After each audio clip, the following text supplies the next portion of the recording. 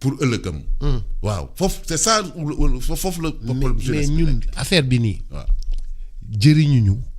xam nga bi ñu gagné Coupe d'Afrique bi passé.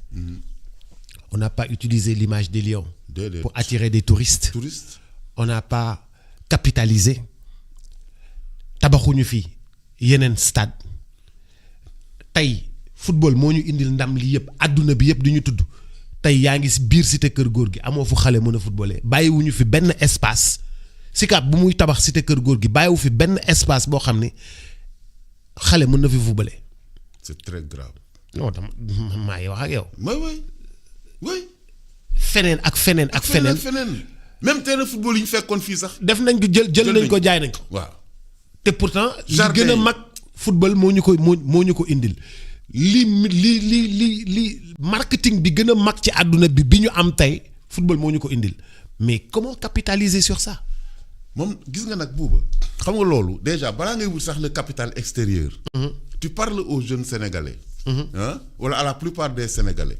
à part seen koñ xamuñu feneen. Sénégal si boppam sax xamuñ ko.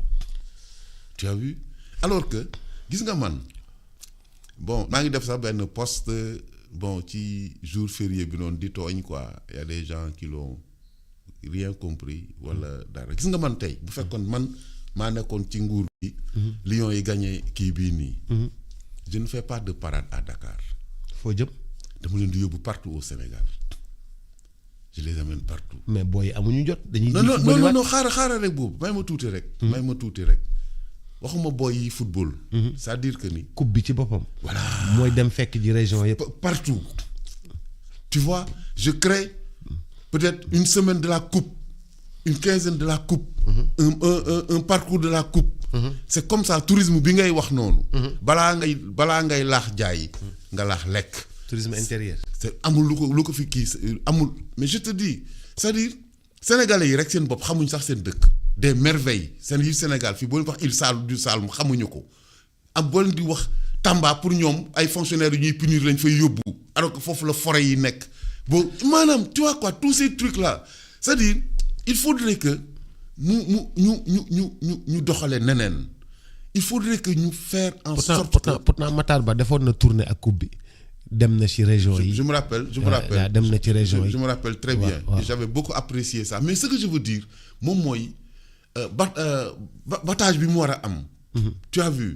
xam nga maanaam tey nga ne bon écoute on organise le ministère du tourisme organise par exemple une caravane sur Bambali pourquoi pas le pays de Sadio Mané. Est-ce que tu vois. ne bon un truc moo fa am nga inviter les troupes des régions des trucs ak yooyu doo bàyyi mu sedd. cette affaire bi doo ko bàyyi mu sedd da ngay continuer mais fu mu nekk nii xam nga ñu ngi ci dynamique yi booy yi jóg nañu autour de l'équipe nationale noonu booy yi jógee autour de l'équipe nationale noonu lañ war a jógee autour de tout ci football bi ci école bi ci économie bi lépp ci noonu lañ ko war a dugg Sénégal nekk benn noonu lañ war a jóge ci lépp tout jël seen destin amee bu ñu leen joxul la responsabilité de ça ñoom ñu jël la responsabilité de gérer leur quartier de gérer leur ville de gérer leurs écoles de s'organiser à ce que li ñuy jàng gën a baax ainsi de suite au lieu ñuy def l'effet contraire au lieu ñuy bàyyi ay des gens di leen dugal di leen këppatal di leen dugal ci di susciter leur colère un jeune ne doit pas être en colère un jeune doit être en joie et capable problème boo taxaw ci àdduna bi nga yenn ko teg ci suuf parce que foofu ngay construire sa avenir. foofu nga bëree amee doole. ci sa jeunesse nga amee doole. exactement donc il faut jeunes yi ñu xoolaat. bañ a dugg dans la colère. bañ ñu leen di merloo. parce que lu ñu fi yàq rek lu ñu fi yàq tey rek que muy xel yi que muy lu ñu fi mën a yàq rek ci ñoom lay impacter parce que lu ñuy defaraat lay doon te ñoom dañu war a am yeneen challenge waaw dañ fekk seen. grand frère yi def leneen. dañ fi fekk ñoom dëkk bi am fu mu jóge woon nit ñi di ko yóbbu ba fii normalement nit ñi ñu ngi tabax ay immeuble léegi booy yi ñoom normalement ci immeuble ñoom ay gratte-ciel lañ war a tabax booy yi tey génn fi ñoom ay gratte-ciel lañ war a tabax. ay robinet mbedd moo amoon de. moo amoon. robinet da nga daan xëy suba dem jël siwo dem rooti robinet mbedd. ñëw ci gàlle bi sangu. mais sotti si paan bi. loolu sax boo amee jàmm la ndax robinet bagaar am na fi sax boo xam ne siwo yi lañ fay dóorante pour nga root. yooyu yëpp amoon na fii duusu mbedd yi tout. non duusu mbedd moom. si duusu mbedd yi. waaw mais duusu mbedd moo amoon du si na defar mbedd municipalité yi di ko gérer ba léegi sax am na ci ay quelques ginnaaw cinéma Liberté gis naa benn bu yàgg bu fa nekk foofu genre bul yooyu. duusu mbedd yi moo amoon. duusu mbedd moo amoon.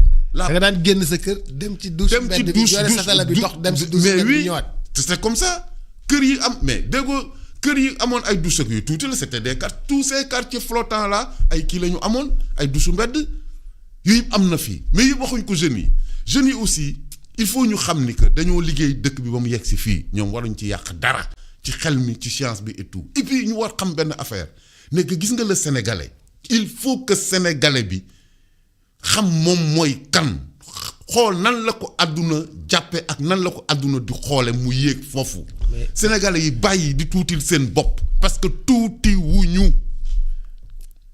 grand man de bi dañoo invité ñëpp Qatar ci coupe du monde bi man bi ma ñëwee ne sénégalais yi traitement de faveur la am. mais tout de suite. sénégalais directement traitement de faveur. mais je te dis parce que xaw ma lu tax lu waral loolu. mais sénégalais de faveur nga direct. sénégalais nga fi la àdduna teg ak fi la nit ñi teg loolu nag la ay nit nekk di détruire nii ba sénégalais bi le être sénégalais laa la wax du hasard te mënul nekk hasard c'est impossible pour être sénégalais yombul. donc boo nekkee sénégalais da ngay xam ni suñ borom jàppale na la ba pare donc da nga am une place dans le monde foo dem ci àdduna bi taxaw ñu xool ay nit sax ñoo ñëw taxaw ne la ndax sénégalais nga. nga ne waaw boo ne noo ko xamee mu ne non c'est parce que nous on est différent des autres te quand je parle des autres je parle de tous les autres bokkuñu ak gars yi. Trump faale wuñu de bàyyi li ngay def.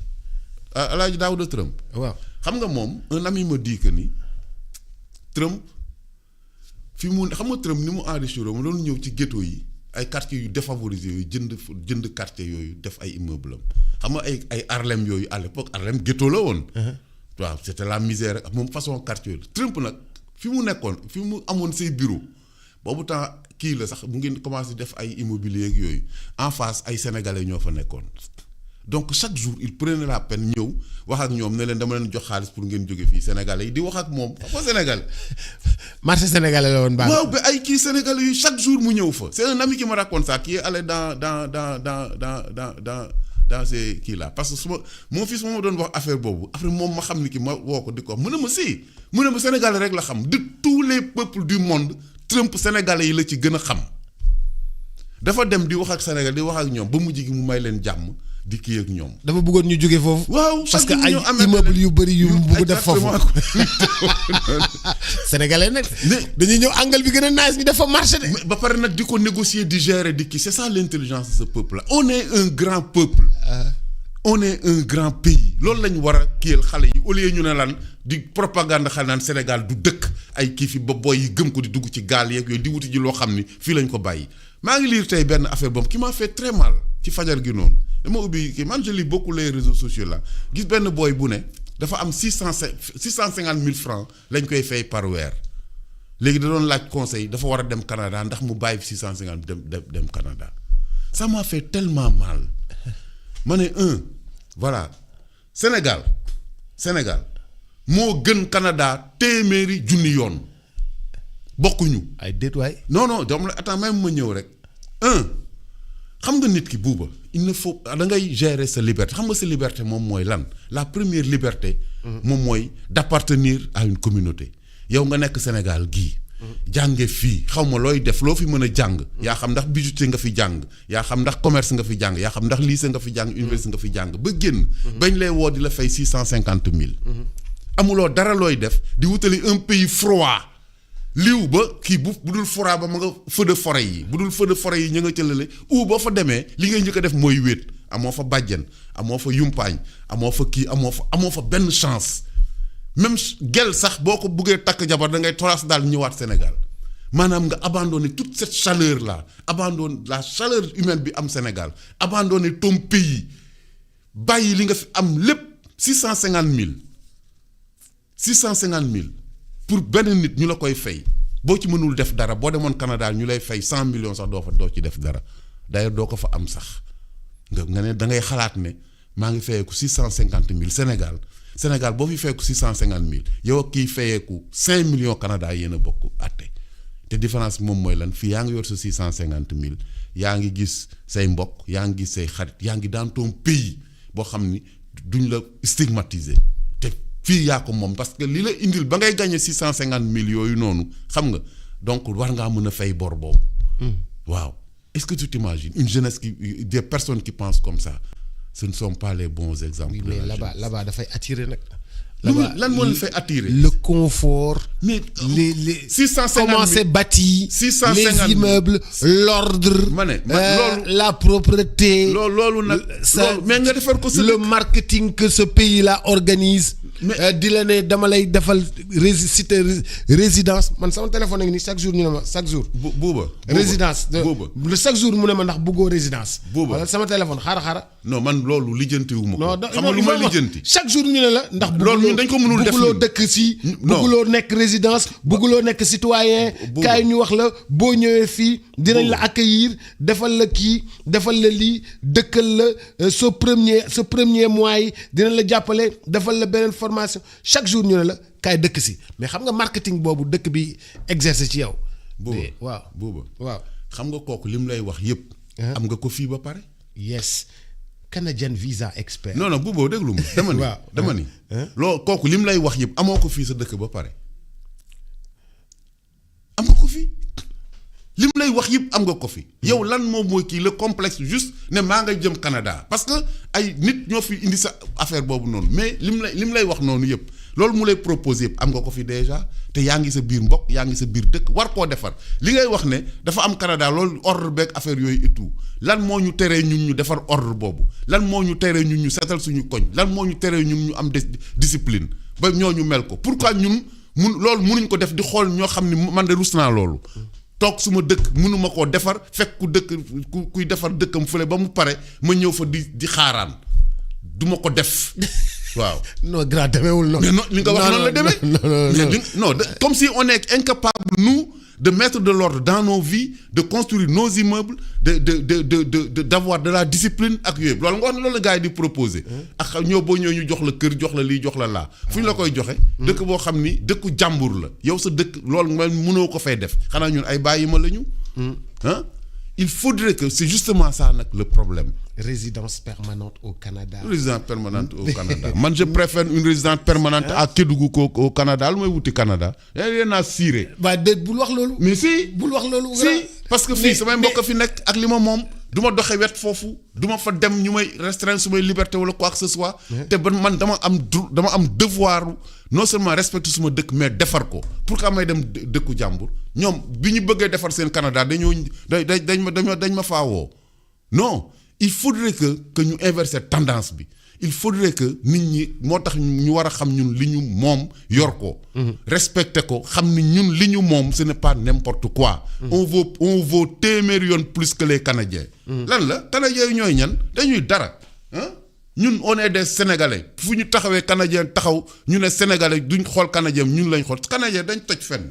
waaye yow dimbali ma man. grand yaa ngi mer de. waaw. waaw c'est comme si ñun li nit ñi def mënuñu ko def on peut pas mettre de l'ordre dans nos vies on peut pas rendre propre nos villes on peut pas être juste on peut pas avoir une bonne justice pourquoi loolu amul. mais grand ba léegi waxoo ma nu ñu mën a def ba capitaliser lii nga xam ne moom la ñu gagné 2002 même chose keroog bi ñu gagné même chose tey gagné toppaat ci coupe bi après ñëpp ñibbi man loolu laa nanguwul lu ma nangu mooy dañ ko war a capitaliser. loolu laa la wax ne la jeunes yi nga xam ni ñoom ñoo jëli ji coupe bi jëli ji ndam li parce que kay ñeneen nekkuñ foo woon ñoom ñoo fa nekkoon ñoom ñoo nekkoon ci koñ yi di defar nañ continuer cette dynamique là jël le pouvoir. jël le pouvoir nag c'est lenn la ou ñu obliger les pouvoirs politiques à ce que ñu ñëw jox leen le pouvoir ci seen ay localité seen ay fi ñu dëkk.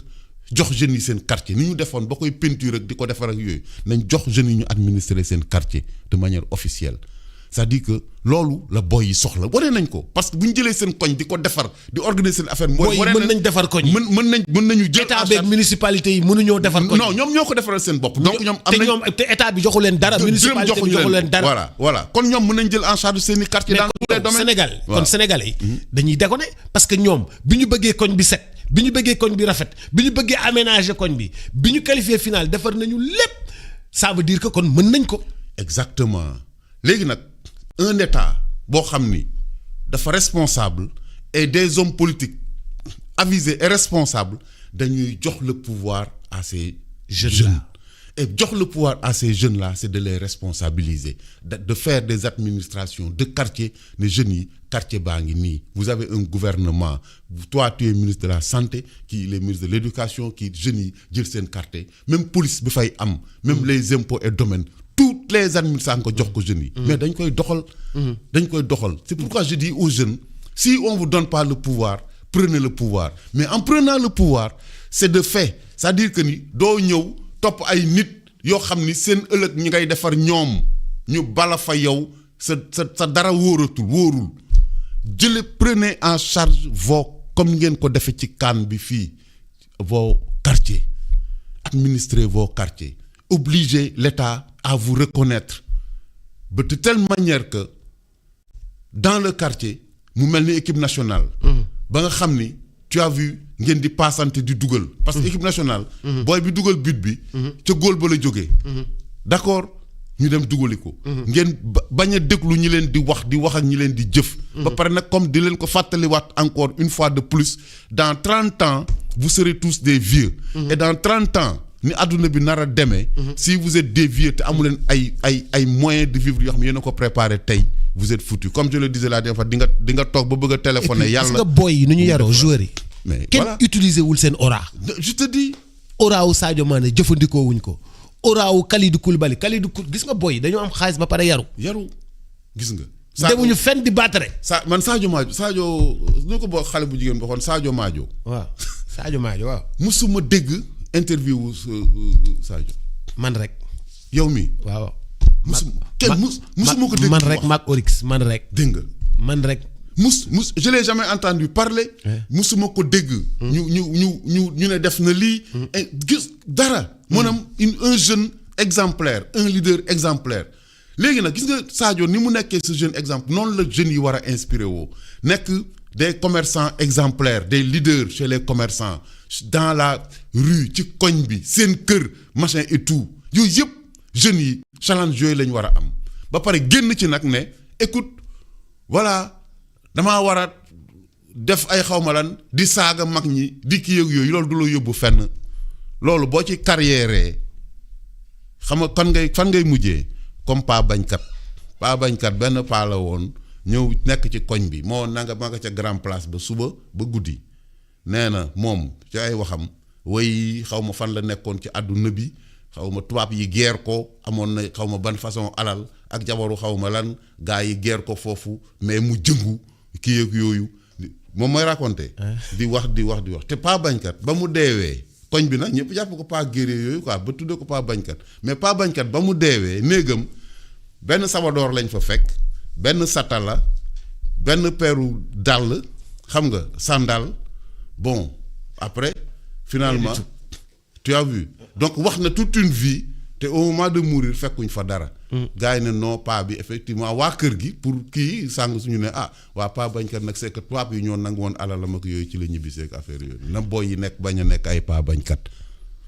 finiré noonu nañu defar réew mi ndax ñoom ñoo ko moom voilà bañ a xool réew jàmbur defar sa réew yow maa lay gërëm di la sant jaajëf mais ne grand Badou mais nga ne marocain yi lu ñu leen def dañ leen piic non Zaïrois lañ piic mais Maroc dañ leen a paaj affaire bi mujjee ci puuj paaj dañ leen a puuj paaj mais marocain yi dañ leen a piic 1-0 te non